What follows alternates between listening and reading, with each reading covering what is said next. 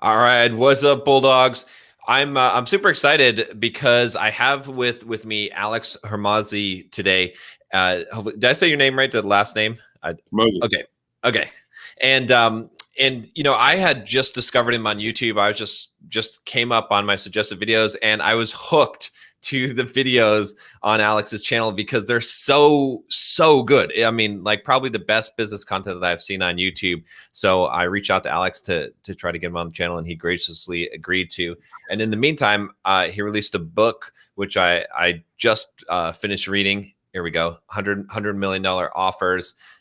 Excellent. Like probably again, I'm not trying to be a huge fanboy, but I think it may be the best business book that I've read, at least for my business where I'm at today. It completely changed my viewpoint on making offers, and I'm going to implement a ton of that stuff. So welcome to the channel, Alex. Thank you so much for the gracious introduction. I'm not sure how much of it I deserve, but I'm very grateful to be here. Thank you for having me. Yeah, no, I appreciate you being on. I thought maybe we talk a little bit about, because a lot of the guys here are probably interested in starting a business. It's the question I get the most, and I mean you ramped up super quickly. But before we jump into how to maybe start a business, some ideas that you might have for people that are getting started, maybe just a quick run through of kind of what you've done, because you've had, I mean, amazing leaps in business. I've never heard a story as crazy as yours. Yeah, my YouTube guy is like, "Hey man, you have to do an origin story." I'm like, "Man, I don't have 2 hours for the short version." But yeah, I always joke around that it's not how old the car is, it's how many miles are on it. So I feel like we've definitely had a couple lifetimes of stuff. Yeah, so I graduated college at Vanderbilt. Really did it in 3 years. I was a good student, worked hard, got a good job doing management consulting for the military as defense contracting, did space, cyber, and intelligence for 2 years. Did not like it. Only thing I did like was fitness, and so I was like, I guess I'll start something in fitness. And so I ended up starting in the beginning, actually, a philanthropic project called the Free Training Project, which is where I gave training away for free just so they would donate to charity. It's just because it was a passion project for me. Turned out a lot of people were interested. Then they started asking if they could just pay me, and I was like, well, sure, because I had enough people doing it. So like I transitioned it. And then from there, I wanted to open a gym. So I opened up my first facility in 2013. I think August of 2013 was me opening up my first gym. I had $5,000 in my bank account when I signed it, and the lease was $5,000 a month. And I knew no one in the area because I moved to Southern California to do it because I thought that was the fitness opportunity. And so little did I know, I knew nothing. I'd never even heard the term sales. I didn't know. I mean, I truly knew nothing about running a business. I didn't know you were supposed to hire employees. So I did everything for the first few months. So I did every class, I did all of the accounting, I did all the sales. And so I worked, I mean, I worked, it was the only time that I actually consistently slept 4 hours a day. And it was mostly during the day because at night I slept at the gym and it was under a parking garage, and it was like cars would go over it. And it was like, and it sounded like a gunshot. And so I could barely sleep at night. And so I would just try and sleep in the middle of the day when I could, but I also had to do sales consults. So I ended up just kind of like napping was the only sleeping that I did while that happened. But luckily the first gym ended up, slowly growing and working out. And then by the 9th month, I had it completely kind of outsourced and running as a business. And from there, we opened up a new facility every 6 months, cash flow, until we had 6 locations. I sold those, and I had a mentor who told me, he's like, hey, because I opened up every facility at full capacity on the first day. So that was kind of my claim to fame beyond the first one, right? So every facility after that, we opened up at full capacity, which I thought was just how you were supposed to open a gym because that made sense to me. But it turns out that was not as common. And so when he was like, hey, if you're doing this, you should show other people how to do this rather than having the gyms yourself. And so I listened to him because he made a lot more money than me. And one of my rules in life is try to listen to people make more money than you, and don't listen to people make less money than you. Which, the second one is almost just as, if not more powerful than the first. And so then my wife and I actually started flying around the country for 18 months, doing gym turnarounds. So we did 33 gym turnarounds in the next 18 months. That got very, very logistically tiring. We had a team of guys that would fly out every month to turn gyms around. Very, very, very, very taxing, which you heard some of the stories in the book of how taxing that was. Oh, yeah. And then we transitioned to a licensing model in March of 17. And so from there, now we have 4,200 plus facilities that use our business systems to acquire customers, increase retention, and ultimately just make more money. And so that's just a very specific model that we run. And from there, we started our supplement company, Prestige Labs, and that company is a great company. I started a little bit too early in my career. I didn't know what I didn't know. It took me a long time to kind of wrap my arms around it. And a lot of mistakes that I made at that time was I split my attention. I was CEO of 2 companies, which is one of the things that I try and warn people not to do, which especially for the audience that's here, that tends to be the thing that I hear from the most newest entrepreneurs is like, I own 3 companies. And I'm like, and they make no money, because if you had one company that was making money, then you just have that one. And it's the fallacy of thinking, well, one of these will work out, when the reality is that any of them would work, but none of them will work if you try and do them all. Right. And so we started the supplement company. About a year after that, we started Alan, our software company, which was intended to be something to help gyms work leads. As a tool. It turned out it was better suited for agencies. So we actually ended up having a completely different customer avatar and selling B2B with more leverage. That quickly grew. So for context for the audience, Gym Launch, the first company, went from $0 to $2.4 million a month in 12 months. We did $10 million in sales in the first 10 months. So including the 0 month, like we did 10 million in the first 10 months, which was pretty cool. And then the supplement company, we basically launched it at 1.7 million a month, pretty much upon launching through the distribution base. That business, we launched it in January, so candidly, it was always going to be the best month of the year for supplements. And then our software company went from 0 to also 1.7 million a month in 6 months. And then from there, what we started doing was we prioritized not being executives and transitioning from, CEO to primary shareholder, owner, chairman of the board kind of position. And that took about 18 months to 2 years to do that. And so that's kind of the position that we're in now. And so now we take on companies that are at 3 to 10 million ish. And we invest in minority stake in the companies. We help them grow. And so now we have, so between all the companies that we now have, including ours in our portfolio, we do about 1.6 million a week. So it's 85 million. So I appreciate, I saw the headline of this is almost 100 million. So we're not quite there. But hopefully by the end of the year or next year, we'll hit it. Wow. That's insane. And that's just great. Well, the biggest question I have in hearing that is, how did you get, how did you figure out how to fill up the gym? I mean, because you just essentially leased a gym or bought a gym, and then, I mean, you had no training in how to do, or did you have training in sales? Like, how did you just kind of come up with how you thought things should work and then just do it? What was the thing that made you so successful so early on? I think it's a really good question, because if you asked me at different points in my career, I'd probably have different answers. And so maybe 5 years from now, I'll have a different answer than I do now, and it'll be indicative of kind of my headspace at this time. Early in my career, I would have been like, it's just hard work and willing to out-sacrifice everyone. And that was, and me compensating for the many insecurities that I had, and still probably continue to have, of not being good enough, not getting approval from my father, all the stuff that plagues us, as entrepreneurs, whatever we do to try and fill that hole. That was kind of the thing that drove me in the beginning. And I think it was that resolve that allowed me to continue to try when things were not working. But I also think that I have a natural proclivity to business. That is something that I would say more now as I have gotten older. And I think I can appreciate that there is some luck of the draw. And as a visual example of this, if I were to show you, Shaquille O'Neal next to a very, a small Asian woman who's 4'11", and you have Shaq, you would see that there is some component of genetic diversity. It is my belief that there's also that level of genetic diversity from a mental standpoint. It's just we can't see it. And so that being said, how useful is it for us to dwell on it? Not that useful, because we can't control it. So we still kind of revert back to what were the actions and the things that had to occur.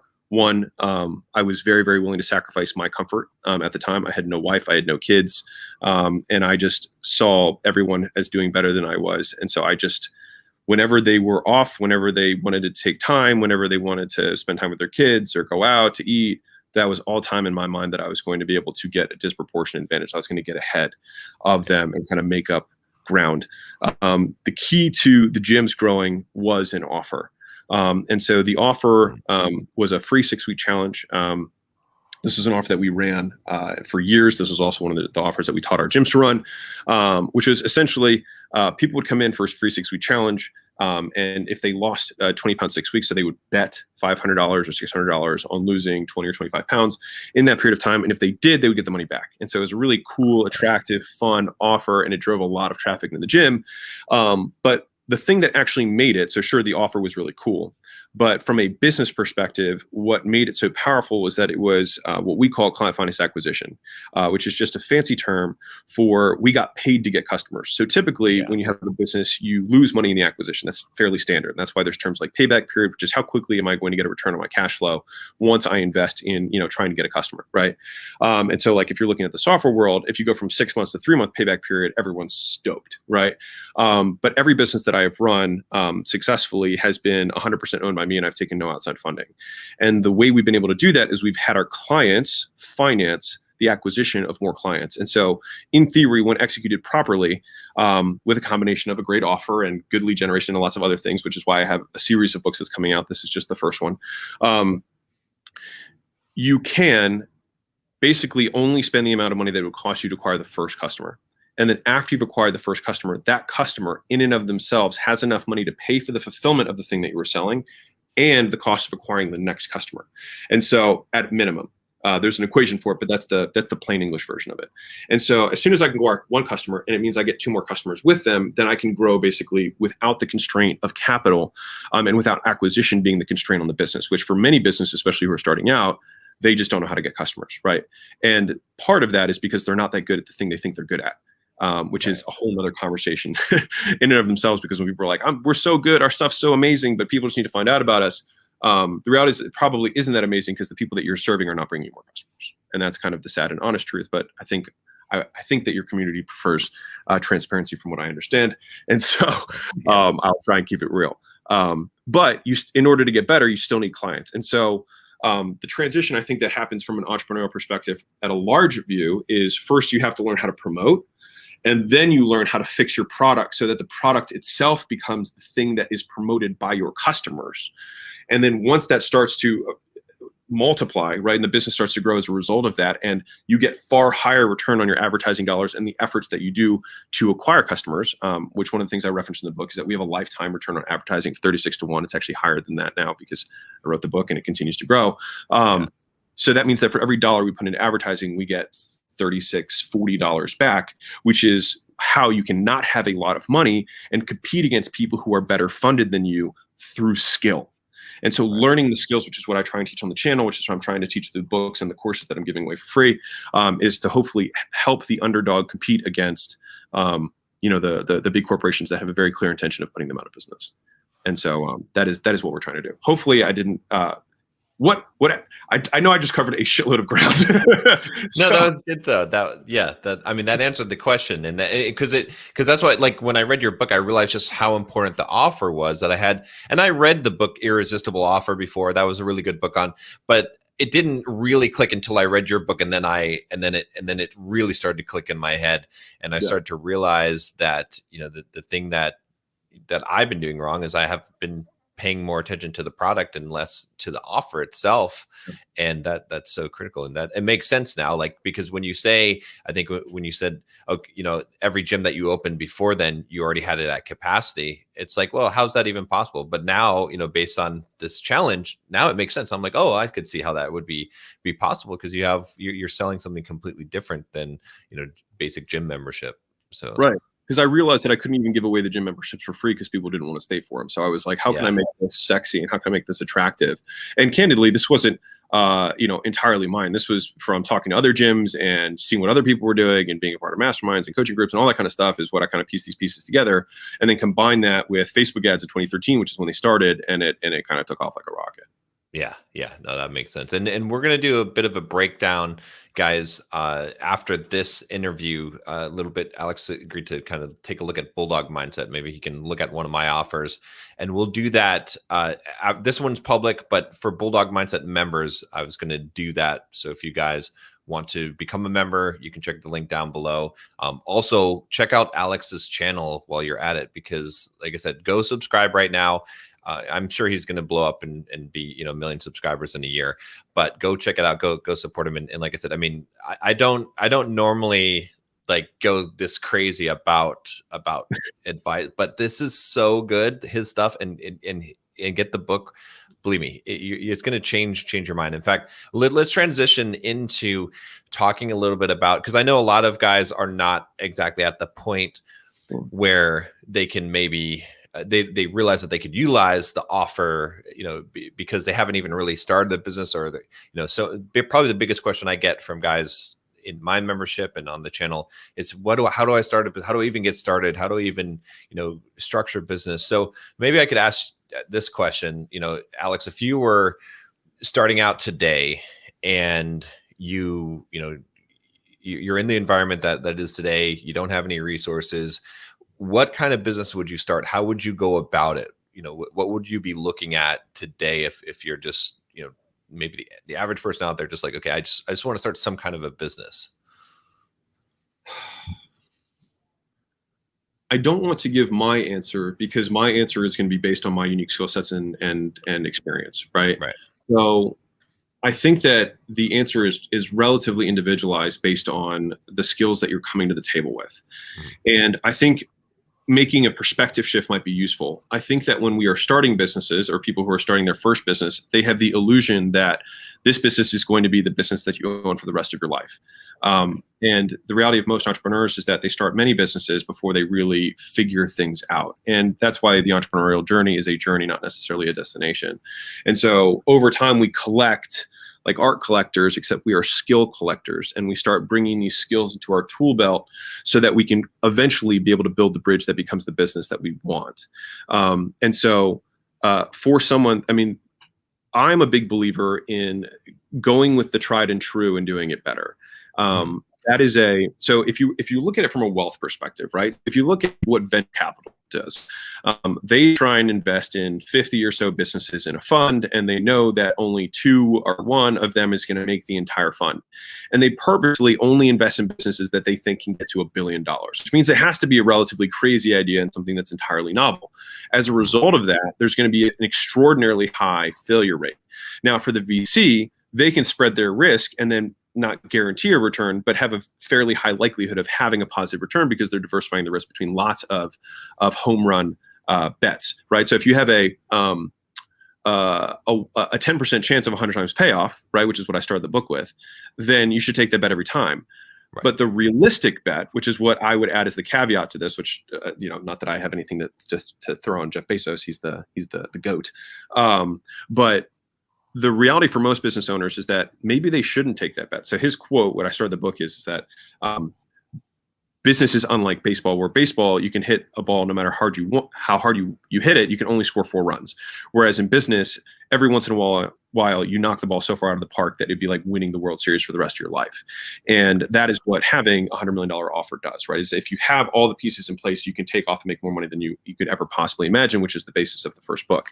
But the issue is, if you were to go to a casino and there was a 100x payoff and it had a 10% chance, then in theory, you would take that bet every time. But what if the minimum bet at the casino, right, was $10 and you only had $30? Now, right. That's the reality for the vast majority of people. And I think that's really the caveat that's not addressed. Now, he had unlimited access to funding, which is why he could continue to make those bets, which is why Bezos is who he is, right? But most of us do not have access to funding, and I've never taken on funding. So I can say this wholeheartedly. I don't play the game that way. I'm not saying everyone has to do this. My perspective is, I could look at dry cleaning. I could look at car washing. I could look at credit card processing. I could look at drop shipping. I could look at, I could look at any service business. I could look at trash removal. I could look, there's just a million things that can be done. And if you just look around your eyes, like I'm in a hotel room right now, but there's people who restore these things. There's people who sell these things. There's people who paint walls. There's people who do window drapes, right? There's decorate. Like there's a million businesses that exist. You literally just need to look at, there's money everywhere. And so the question is, which of these things do I feel like I have some sort of, leg up on the competition. And if you don't have a leg up, then you just need to begin and start pulling the thread until eventually you are good enough that you do not suck.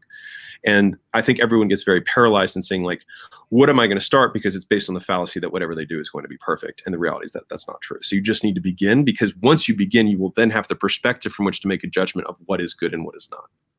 Yeah. Okay. That makes a lot of sense. And I like that the analogy, like the idea of going to the casino. If you had $30, you can't make that $10 bet, because, you know, if you have $500, sure, you could do that, and you know that it's going to have a positive expected return or EV on there. But so in that case, then perhaps should someone pick something that has a more likelihood of hitting a base hit? For example, you know, I've encouraged a lot of the guys that I work with to just like start a YouTube channel or start a business, some kind of content business, where I know if you continue to blog or you continue to make YouTube videos, after 2 or 3 years, you're going to be able to build a product and a service and sell it. It's almost like a guarantee. Like no one really fails at that. Is that like a good starting point, or would you, or should they? I think what are your thoughts on that? If they have the longevity of mindset, which I would imagine the vast majority of newer entrepreneurs are in such a rush that they can never think that long. So, I mean, absolutely, I think that's a great plan. And what the method that you were espousing does, which is really nice, is that you build an audience first, and then you can monetize whatever the needs of the audience are. The nice thing is that you can just ask the audience what they want, and they'll usually just tell you.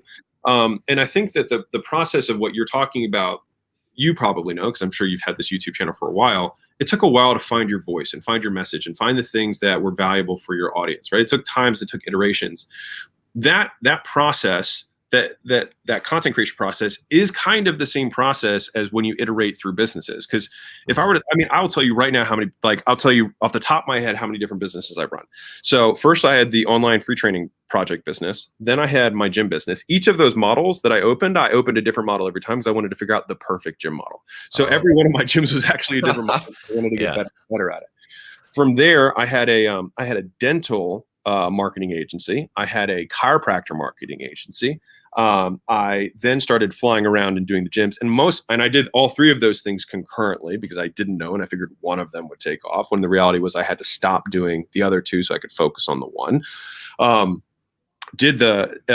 so if you think about it from a big, like, I've had a lot, and then now we have 6 other companies that we own. And so I've had a lot of different businesses, but what yours does is it accomplishes the hardest thing for most people, is that they just don't know how to acquire customers. And if you have an audience, it makes it a lot easier.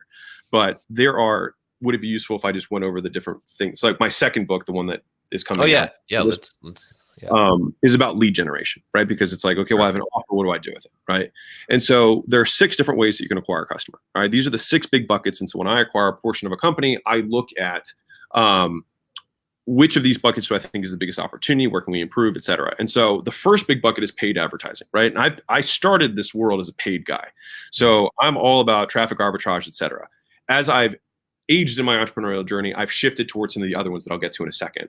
But the first is paid advertising. So that's any platform whatsoever that you pay for. So Craigslist, Facebook Marketplace, Facebook ads, YouTube ads, Google ads, all of those are paid advertising. That's bucket 1. Bucket 2 is earned media. So what you're talking about with building a YouTube channel is building on a platform and creating an audience that the platform gives you free distribution to after you provide enough value, because it keeps people on the platform, right? And so that is the second way to acquire customers, is through earned media. The third way of acquiring customers is through owned media. So you probably have a list or a Discord group or something like that where people can opt in and, you know, get notifications from you, whatever. And the point is that they're giving you permission, and this is the key point, they're giving you permission to market to them, right? Or to communicate with them. And so a lot of people are like, well, I don't have a list. But the reality is that everyone has a list. So right now, if you have Facebook friends, those are people who have given you permission to market to them. You might have 1,000 Facebook friends. You might have 1,000 followers on Instagram. There's another 1,000 people. You might have 500 contacts in your phone. There's another 500 people. And so just like that, you have 2,500 leads who've already given you access and given you permission to market to them. And you might be like, well, I don't want to pitch my friends and family. Well, it's like, well, then do you believe in the thing that you're selling? Good point. Like, why wouldn't you want to help your mom if you had a grocery delivery service? Why wouldn't you want to help your friends if you had a grocery delivery service, right? So then you have to check, like, why do I not believe in the thing that I'm selling, which is a whole different conversation. But in terms of getting customers, the real issue typically is the conviction, not the ways of doing it, right? So those are the first 3, and those are all platform-based, right? Paid media, earned media, owned media, all exist on platforms. The other 3 are people-based. All right. So the first of that is manual outbound. So if I go reach out, if I go DM people, cold DM people who don't know me, right, or I cold call, or I cold email, or I cold LinkedIn message, whatever it is, these people who haven't interacted with me, but I'm cold outbound, manually reaching out to them. And typically there, I'm going to sort for the type of person, the avatar that would be most likely to want to buy the thing that I'm selling, right? If I'm selling lawn care, I'm probably not going to look at corporate software companies, right? That's probably not going to be my bet. I might be looking at people who are in my area within 3-mile radius of my truck or whatever, right? So that would be, and door knocking, for example, is manual outbound. All of those things are just manual outbound methods. The fifth is affiliates. So that is where you go to somebody who already has a distribution base, and you'll notice that these are relatively mirrors of one another. So if you have earned media, like John does, right? He has earned media. To someone else, he could be an affiliate. Right. So you're looking for somebody who already has the pool of customers. They've already aggregated those people together. So these are associations, lists, channels, influencers. All of those things fall into the category of affiliates, because then you make some sort of win-win agreement with them where they can win and provide value to their audience, and you win by also provide, by being able to monetize the relationship. Right. And I talk about that in the book as well, in terms of like how you can add other people's products and services to your own offering for free and enhance the value of the thing that you sell, even without actually providing any value. So providing any fulfillment. So I'll give you a quick example of like a cool business that I would consider doing if I had to start all over again. This is just a fun tangent. So I would probably go to 100 local businesses and say, what is the thing that you can give me that I can give to somebody to bring you customers? Every business will give you something to give their customers. Now, what if I were to take all 100 of those things that have value, right, in and of themselves, and say, hey, if you pay me $100, I will give you $5,000 worth of chiropractor adjustments, massages, you know what I mean? And the cool thing there is that it's 100% margin. Right, exactly. Yeah. Not only that, I could probably negotiate a kickback from whoever they fulfill the thing with. So I say, hey, not only will I give you a massage, you give me a free massage, will you give me $50 for anybody who takes you up on it? They might say yes. And so not only am I getting paid by the person who's paying for this big package of things, I'm also getting paid by the person that they take it from. And so now I'm getting paid on both sides, and I have no cost of fulfillment. It's all air. It's all margin. And so like that would be an interesting business model that I might consider pursuing. But anyways, so I told you the first 5. For the first 3, I'm just repeating it so hopefully it sinks in if anyone's taking notes. So you've got paid advertising on any platform. You've got earned media on any platform, which is followings, right? You've got owned media, which is the lists of contacts who've already given you permission to market to them or contact them. You've got manual outbound, which is when you reach out to people, door knock, cold call, cold email. You've got affiliates, people who already have that base that you make an agreement with. And then finally, you have referrals, which is word of mouth, your existing customers. And for the audience, I know I can't see comments if there are comments that are going on. Does anyone want to make a guess of which of these, there's only one, that is compounding? The others are all linear. Interesting. Yeah, we'll let them put it in the chat here. See if you guys have a good guess. So when I say linear, it means like if I put $1 in, I get $3 out. If I put $100 in, I get $300 out. But there's one of these where if I put $100 in, I can get $1 million out. I've got my guess. I think. All right. So while they're putting them in, I will tell you what it is. Okay. I'm guessing it's the referrals, the viral factor of it, because if you look at the biggest businesses that are out there, with the exception of consumer products, so if you're selling toothpaste, et cetera, then you're going to be more or less a media buying company, right? You're going to be buying commercials, you're going to be buying direct ads, and you're buying, distribution bases to put the products in, like grocery stores, et cetera, right? But with the exception of those businesses, most of the biggest businesses in the world are actually more built on the enduring, the last 3 I said: manual outbound, affiliates, and word of mouth.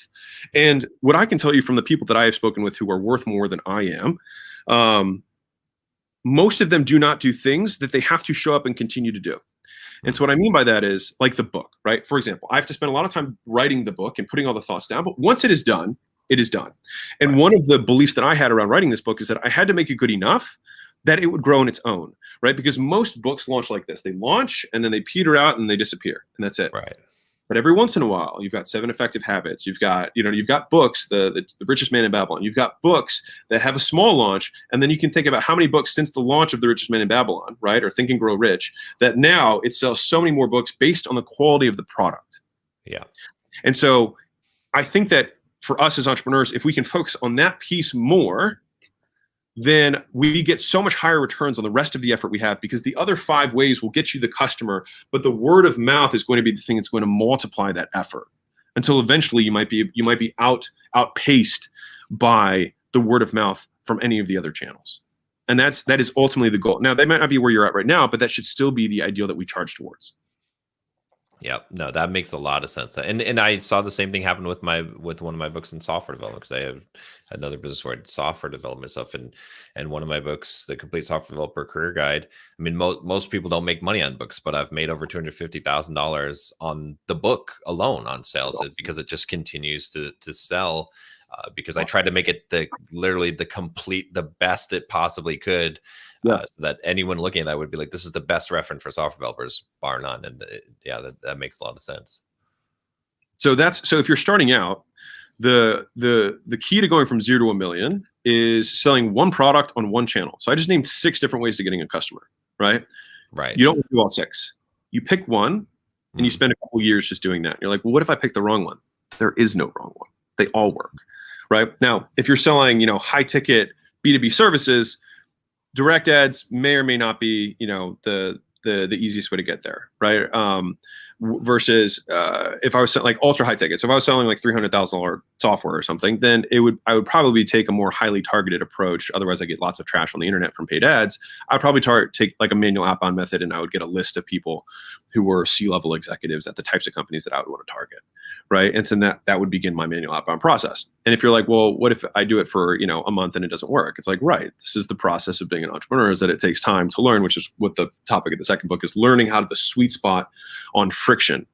Right. So like, for example, if you give away something for free, right, then that is going to be a lubricant. That's going to be something that's going to slide people towards you, right? The offer in and of itself is a lubricant. It slides people towards you because it's so compelling, right? Friction, on the other hand, so like adding steps to a process, having multiple calls, having an intake form, all of those things are things that add friction to a process. And the idea is, because I could just run an ad that has my phone number on it, right? But I would probably get lots of trash, right? So if I like the perfectly super lubricated thing is, I would give something amazing away for free, and I would just say, call me right now, and it would be something crazy. And so I would get more volume than I know what to do with, right? But I might not make that many sales because I have so much shit I have to go through. And so it's like, okay, well, then maybe I need to add 1 level of friction, or maybe I need to add 2 levels of friction until you get the sweet spot on the throughput of where eyeballs turn into money. And that is the process of lead generation. And most people going into it expect, and it's all about expectations. They expect, just like YouTube, that in the first 6 months, I'm not making $1 million on YouTube, right? Which you would laugh at because you know how ridiculous that is, right? Yeah. Whereas people have the same expectations of business. The average 18-year-old graduating from high school right now, 52% of them believe they're going to be millionaires by 25. Wow. Right. Horrifying. And because of the internet culture and the YouTuber culture, et cetera. And a lot of, candidly, a lot of the flexing isn't true, which is why, we made the channels, because I wanted to have, most of the guys who are doing real money in business don't have YouTube channels. You know what I mean? Like, you know what I mean? And not as a slight to YouTuber, but just all the software, they're just running their businesses, right? On the flip side, a lot of people who have those want to front, and I get it, status, all that kind of stuff, but a lot of the information that they're espousing is not necessarily accurate. And so that was the hope or the goal of the channel. Yeah, no, that's valuable. That makes a lot of sense. That it's a lot of things are clicking in my head. I can't wait to read the second book, because acquisition's been a challenge for. I've only done really the owned media and then the earned media. Yep. I haven't done any paid ads. I need to get into that, and so I'm going to work on some of those.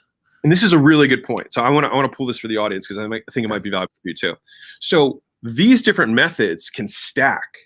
Okay. So you could do manual outbound to get affiliates to push more traffic to your earned media. Oh, I see. Yeah. Yeah. Right. And so like, if you have a really good monetization system, right? Like, people are indoctrinated, they get value from your content. They say, hey, I want to go to the private member area, et cetera. Then if you have a vehicle, conversion process that works and is effective, learning a new conversion process is very arduous. But we can still use the other methods to push eyeballs towards us through the mechanism that we already know is working.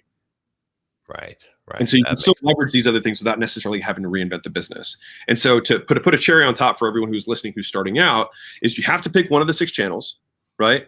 yeah. And then you have to commit to it, selling one product to that avatar for a year. Just if you can commit for a year, then you'll be successful. And the reality is that many people can't commit for a year, which means that you don't need the tactics, you need this, which is a totally different conversation, right? Yeah. But that's why Yeah. most people can't make it. It's just because they can't stick with anything. Yeah, yeah, no, that's very, very, very true. Yeah, that's why I like it. I've always said like a lot of guys ask, well, what would you do if you're 18 or just I would never get a regular job. I would just live in my parents' basement, start a business, and know in 10 years I'll be a millionaire. At worst case scenario, and just focus on the one thing because you can't mess it up if you're willing to put in that amount of time. Totally. If you can think in decades, you've already won. Like it Yeah. honestly doesn't even matter what you do. Like if you just can think in decades in lawn care or think in decades in the coupon thing that I was just saying earlier or YouTube, it doesn't. If you can actually think, I am now 18 and I will delay my gratification until I'm 28, you will Exactly. win. You Yeah. will win. 100%. All right, guys. Well, we're gonna actually transition this over. In fact, testing offers here. I have an offer for you, which is if you haven't joined the Bulldog Mindset membership, we're gonna jump over to a private live stream to finish up this interview, and we're gonna talk about breaking down Bulldog Mindset and my offer. So if you want to go click the link down below, and you can just check that out. Again, this is not.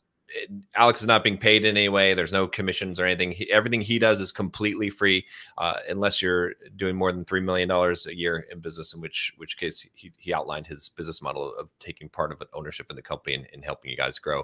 So just want to make sure that I'm being upfront about everything here. So he just graciously agreed to jump on and do that. So if you guys want to check it out, you can join in the membership. If you're already members, there will be a link that should have been sent out via email, and we're going to jump over to that now. And yeah, see you guys there.